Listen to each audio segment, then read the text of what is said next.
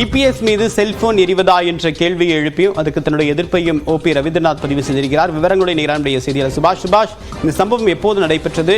இவர் எதிர்ப்பு தெரிவிப்பதற்கான காரணம் என்ன?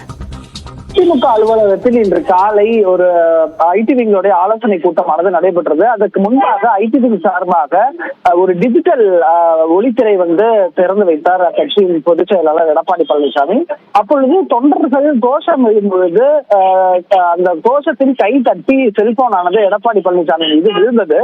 ஆனால் அது வேண்டுமென்றே எரியப்பட்டதாக இல்லை என்று அதிமுகவுடைய ஐடி விங்களுடைய மாநில செயலாளராக இருக்கக்கூடிய ராஜ்சத்தியம் விளக்கம் கொடுத்திருக்கிறார். இந்த நிலையில் தான் ரவீந்திரநாத் ஒரு முக்கியமான ட்விட்டர் பதிவை போட்டிருக்கிறார்.